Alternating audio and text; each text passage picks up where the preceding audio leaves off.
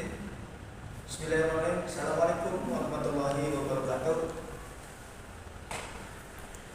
Sebelum kita lanjutkan mengenai materi yang akan kami sampaikan, mohon izin perkenalkan, nama saya Dr. Hasan, NIM 2021010126, kelas PAI semester 5 reguler 2.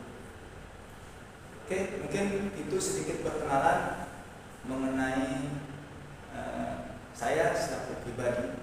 Kemudian selanjutnya kita langsung ke materi. Materi pada kesempatan kali ini yaitu mengenai manusia dan pendidikan dalam konsep Islam. Yang pertama tentunya kita harus mengetahui ataupun mengenal hakikat manusia dalam perspektif Islam. Kalau kita berbicara mengenai manusia, tentunya banyak sekali yang harus digali. Karena memang di sini manusia merupakan makhluk yang paling unik dan misterius. Kita sering melihat manusia menangis, kita sering melihat manusia tertawa, bersedih, gembira. Kemudian juga kadang marah, kadang sayang, banyak. Itulah makanya manusia disebut unik, karena selalu berubah, misterius. Misterius, kita tidak tahu apa yang ada dalam hati. Yang sering keluar adalah berbeda dengan apa yang diucapkan. Oleh karena kalau kita sekali lagi bicara tentang manusia, banyak sekali yang harus diulas dan digali sehingga kita harus mengerti apa itu manusia. Manusia dari yang tadi saya sampaikan merupakan makhluk yang paling unik dan misterius. Bahkan keunikan tersebut diungkapkan oleh beberapa tokoh filsafat, contohnya adalah Socrates, bahwa pada diri manusia terpendam jawaban mengenai berbagai persoalan dunia. Tetapi seringkali manusia itu tidak menyadari bahwa dalam diri terpendam jawaban-jawaban bagi persoalan yang dipertanyakannya. Seorang ahli filsafat seperti Socrates saja menggambarkan manusia sedemikian rupa, ya. Karena apa? Karena manusia memang penuh dengan keunikan, penuh dengan kemisteriusan, di mana seluruh dunia sebetulnya ada pada dirinya, jawaban-jawaban tentunya ada juga pada dirinya, tetapi kadang-kadang tidak tahu potensi yang ada dalam dirinya, sehingga dia tidak bisa mengulas, mengeluarkan potensi tersebut. Hakikat manusia menurut Al-Quran ialah bahwa manusia itu terdiri dari unsur jasmani, akal, dan rohani. Ketiga unsur tersebut sama pentingnya untuk dikembangkan, sehingga konsekuensinya pendidikan harus didesain untuk mengembangkan jasmani, akal, dan rohani manusia. Sedangkan menurut Al-Quran, hakikat manusia itu terdiri dari 3 unsur. Yang pertama adalah jasmani, dan yang kedua adalah rohani, dan yang ketiga adalah unsur akal. Ya. Yang pertama yang mungkin kita ketahui adalah unsur jasmani. Kalau untuk jasmani mungkin semua sudah tahu. Kita sebagai manusia memiliki jasmani yang begitu luar biasa, diberkahi jasmani-jasmani yang begitu hebat dengan berbagai fungsinya. Ya, kan? Kemudian juga untuk rohani, ruh ketika ditiupkan ke dalam tubuh kita, ke dalam jasmani kita, sehingga kita bisa hidup, bisa menghirup udara, bisa melangkah. Itu juga menjadi unsur dalam diri manusia itu sendiri. Dan yang tidak kalah penting unsur yang ketiga adalah unsur akal. Manusia diciptakan berbeda dari makhluk-makhluk yang lain, apalagi berbeda dari hewan. Hebatnya manusia dibekali dengan akal, sehingga manusia bisa berpikir, bisa mengubah dunia. Oleh karenanya sekali lagi, bagaimana manusia mengembangkan potensi tersebut melalui pendidikan salah satunya. Ya, sehingga konsekuensi dari pendidikan itu harus didesain untuk mengembangkan jasmani, akal maupun ruh dari manusia itu sendiri. Ya. Kemudian setelah kita mempelajari apa saja unsur yang ada di manusia, kedudukannya manusia di bumi itu seperti apa? Manusia di atas bumi ini adalah sebagai khalifah.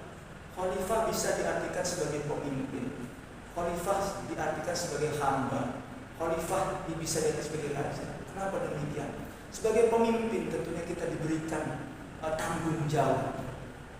Sebagai hamba tentunya kita diberikan tugas, diberikan sesuatu untuk menjalankan tugas-tugas tersebut, sehingga dalam rangka sebagai seorang hamba, sebagai pengikut kepada Allah Subhanahu wa Ta'ala, tentunya kita memang harus betul-betul mengetahui kedudukan kita sebagai khalifah, sebagai hamba Allah Subhanahu wa Ta'ala. Kemudian manusia diciptakan sebagai sesuatu yang sempurna dan sesuatu yang baik. Akan menjadi apa saat mereka menjadi kehidupan ini adalah pilihan mereka sendiri yang akan dipertanggungjawabkan di akhirat nanti. Itu yang terpenting. Manusia diciptakan sebagai bentuk yang sempurna. Sesempurnanya makhluk yang diciptakan Allah itu adalah manusia. Semua diberikan kepada manusia. Akal, kemudian hawa nafsu, kemudian jasmani, rohani, yang sebegitu lengkapnya. Sehingga kita ketika sudah dianugerahkan sebegitu luar biasanya nikmat oleh Allah Subhanahu wa Ta'ala, kita harus betul memang pandai-pandai menggunakannya, sehingga memang kita bisa mempertanggungjawabkannya nanti dengan baik di hadapan Allah Subhanahu wa Ta'ala. Kemudian selanjutnya adalah hakikat pendidikan dan kehidupan manusia berperspektif. Tadi kita sudah membahas apa itu manusia, kedudukan manusia itu seperti apa. Kemudian yang kedua adalah pendidikan. Ya, hakikat pendidikan dalam kehidupan manusia berperspektif. Yang pertama, pendidikan dapat diartikan sebagai bimbingan secara sadar oleh pendidik terhadap perkembangan jasmani dan rohani peserta didik menuju terbentuknya kepribadian utama. Ya.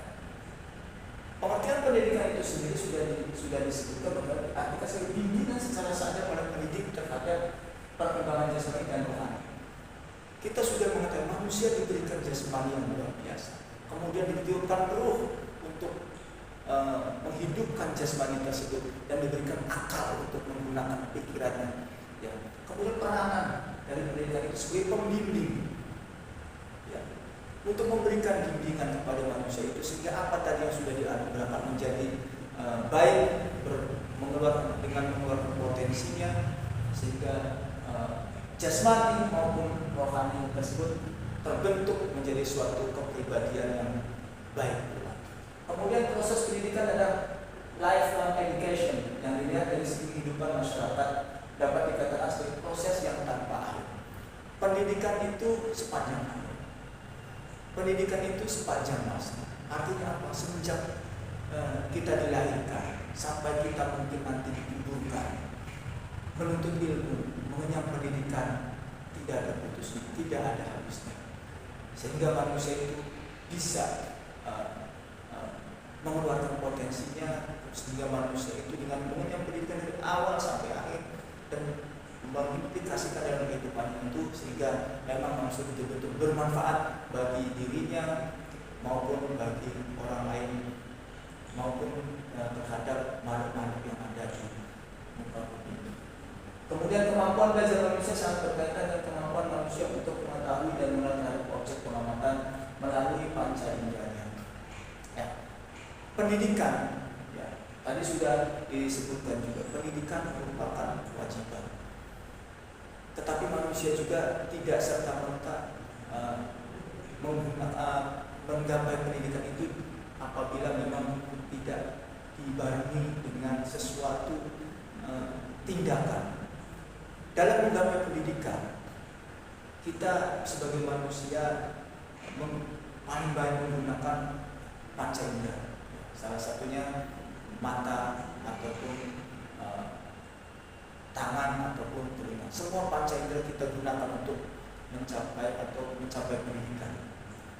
Dengan menggunakan panca indera, manusia yang merupakan pintu gerbang dari pengetahuan yang makin berkembang,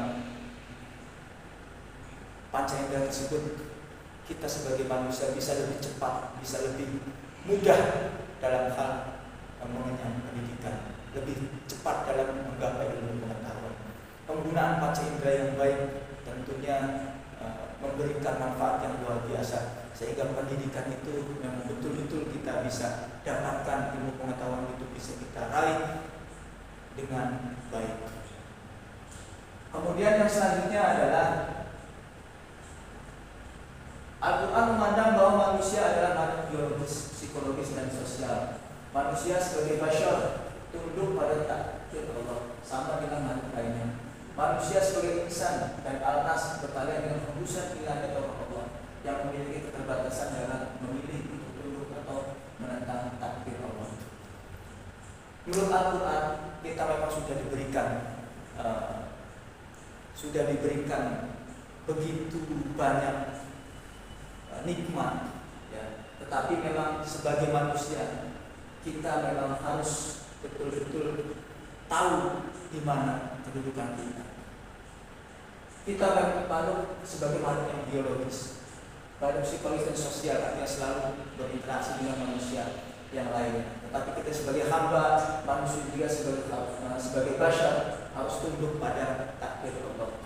Oleh karenanya dengan segala keterbatasan kita, manusia dituntut untuk maju dan berkembang dengan selaras dalam pendidikan. Dan pada akhirnya pada intinya hakikat manusia adalah yang pertama makhluk yang memiliki tenaga yang dapat menggerakkan hidupnya untuk memenuhi kebutuhannya. Di samping tadi sudah disebutkan tentunya kita tidak mungkin beraktivitas tanpa mempunyai energi, tanpa mempunyai kekuatan, tanpa mempunyai tenaga. Kita diberikan oleh Allah energi tersebut sehingga kita bisa menggerakkan roda-roda kehidupan kita. Nah, mencari nafkah, mencari ilmu, semua diberikan tenaga sehingga kita dapat memenuhi kebutuhan yang dianggap bisa memenuhi kebutuhan kita. Yang kedua, individu yang memiliki sifat rasional yang bisa berpikir, yang bisa menggunakan akalnya sehingga bertanggung jawab atas tingkah laku intelektual dan sosial.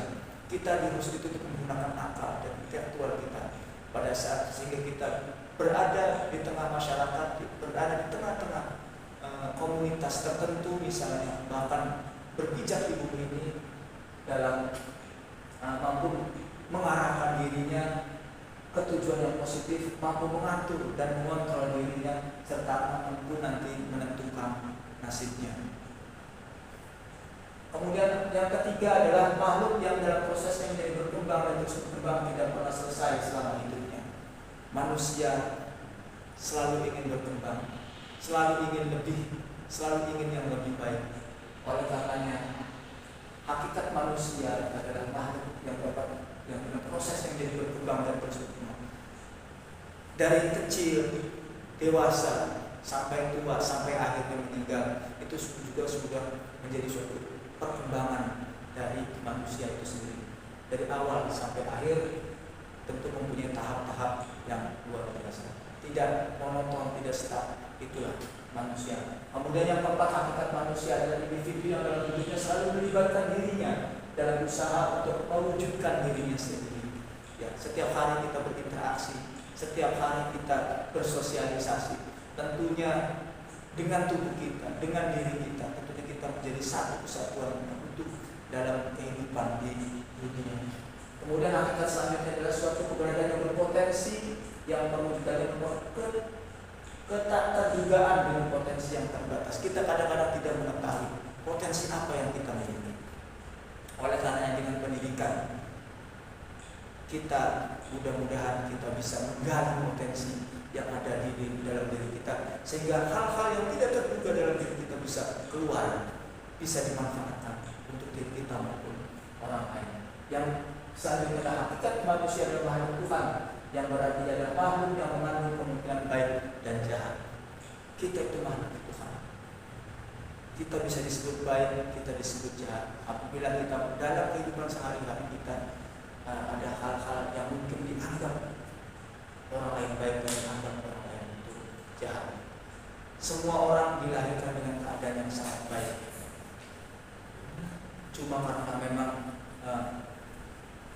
pergaulan pada saat kita berada di dunia, kita menjadi berubah, baik menjadi buruk ataupun sebaliknya. Itu tergantung dari kita semua. Kemudian hakikat dari individu adalah individu yang sangat menolak lingkungan, terutama lingkungan sosial, bahkan ia tidak bisa berkembang sesuai dengan martabat kemanusiaan tanpa hidup di alam lingkungan sosial. Hakikat manusia yang selanjutnya adalah bahwasanya manusia merupakan individu yang sangat dipengaruhi oleh lingkungan. Beberapa saat yang lalu saya sudah sampaikan bahwasanya manusia bisa berinteraksi. Salah satunya interaksi terhadap lingkungannya, terhadap komunitasnya, terhadap hal-hal yang menjadi tempat tinggalnya. Oleh karena manusia bisa berkembang baik karena lingkungan, manusia bisa berkembang dengan buruk itu pun karena lingkungan. Dan pada akhirnya dengan lingkungan seorang manusia dapat diangkat martabatnya, bahkan dan melalui lingkungan juga seorang manusia bisa jatuh martabat dan harga. Kemudian hakikat selanjutnya adalah bahwasanya manusia adalah makhluk yang berpikir. Kita sudah dianugerahkan akal, kita sudah diberi akal untuk berpikir, untuk bertanya, untuk mencari jawaban, untuk mencari kebenaran. Dengan akal segala sesuatu bisa kita lakukan. Oleh karenanya gunakan akal dengan baik untuk diri manusia itu sendiri, sehingga akal berpotensi mengembangkan manusia itu sendiri. Kemudian setelah kita mengetahui untuk hakikat manusia, tentunya fungsi pendidikan juga dalam kehidupan manusia. Manusia pendidikan, hakikat manusia, kemudian fungsi dari manusia, fungsi dari pendidikan dalam kehidupan manusia itu sendiri. Yang pertama adalah fungsi pendidikan dari kacamata barat. Dan sekarang ini memang dunia barat memang sangat luar biasa, terutama kemajuan mengenai pendidikan dan oleh karenanya di kesempatan kali ini kita membagi fungsi pendidikan itu dari kacamata barat dan kacamata Islam. Yang pertama mungkin dari kacamata pendidikan dari kacamata barat, di mana menurut barat pendidikan itu melahirkan individu yang pragmatis, individu yang pragmatis, dan di mana seorang individu bekerja untuk meraih kejayaan materi dan profesi sosial yang memberi kesejahteraan kepada diri sendiri, industri dan negara. Kenapa disebut pragmatis juga? Itu seorang manusia melakukan pendidikan hanya untuk meraih kejayaan, untuk menggapai materi saja, bukan untuk hal-hal yang lain. Oleh karenanya, menurut barat, pendidikan itu sangat-sangat diwajibkan karena memang untuk melihat duniawi saja. Oleh karenanya, kita harus seimbang dalam hal mengimplementasikan apa yang kita dapat dalam dunia pendidikan, di dunia maupun untuk akhirat nanti. Yang kedua, fungsi pendidikan menurut pandangan Islam, di mana pandangan Islam, di mana pendidikan itu melahirkan individu yang mencari keridhaan Allah Subhanahu wa Ta'ala. Kita bukan hanya untuk mencari dunia, tapi kita juga untuk mencari keridhaan Allah. Bagaimana baik di dunia, baik di akhirat, sukses di dunia dan sukses di akhirat, yang akhirnya membawa kita nanti menuju kesuksesan, menuju kebahagiaan, baik kebahagiaan dunia maupun kebahagiaan di akhirat nanti. Selanjutnya ada peranan pendidikan. Peranan pendidikan tentunya sangat berperan untuk kemajuan manusia itu sendiri. Yang pertama, bahwasanya pendidikan untuk mencapai kemanusiaan yang ideal. Ideal di sini ada ideal yang bermanfaat, yang baik, yang bagus, yang sempurna, ya, baik di dunia maupun di akhirat. Kemudian pendidikan untuk pengembangan dimensi kemanusiaan. Dan yang terakhir adalah peranannya sebagai pengembangan masyarakat melalui pendidikan secara sistematik. Menurut Ki Hajar Dewantara ada 3 lingkungan pendidikan, yaitu lingkungan keluarga, lingkungan sekolah, dan lingkungan masyarakat. Lingkungan-lingkungan yang berpengaruh terhadap pendidikan pada dalam hidup manusia itu ada 3: lingkungan keluarga, lingkungan sekolah, dan lingkungan masyarakat. Di lingkungan keluarga tentunya keluarga sangat berperan sangat besar, di mana keharmonisan suatu keluarga bisa mempengaruhi pendidikan. Kemudian lingkungan sekolah, tempat kita belajar, tempat kita menuntut ilmu, tentunya juga sangat berpengaruh. Dan yang terakhir lingkungan masyarakat, bagaimana kita bersosialisasi, bagaimana kita bergaul di masyarakat, bagaimana kita mengimplementasikan pendidikan yang kita dapat baik di keluarga maupun di sekolah, sehingga pada saat kita terjun ke lingkungan masyarakat, kita memang dididik menjadi seseorang yang bisa bergaul, bisa menjadi satu dalam masyarakat itu sendiri. Ya, di mana bentuk pendidikannya itu sendiri menjadi 3 bentuk, yaitu informal, pendidikan informal, dan pendidikan non formal. Pendidikan formal seperti yang kita tahu bersama, pendidikan yang lazimnya untuk umumnya yang kita lakukan dari SD, SMP yang ada di sekolah-sekolah itu sudah mempunyai jenjang, mempunyai kurikulum yang sangat baik. Kemudian pendidikan informal adalah pendidikan keluarga salah satunya, dan pendidikan non formal dari luar sekolah, bisa kursus atau yang lain, itu juga merupakan bentuk-bentuk pendidikan yang ada di Indonesia pada khususnya. Karena pelaksanaan ketiga bentuk pendidikan adalah lembaga pemerintah, lembaga keluarga, lembaga agama, dan lembaga pendidikan lain. Ya, pelaksanaan ketiga bentuk pendidikan tadi sudah diatur, baik itu lembaga pendidikan pemerintah yang merupakan pendidikan formal, lembaga keluarga yang merupakan bentuk dari pendidikan formal, dan lembaga agama maupun lembaga pendidikan yang lain seperti khusus.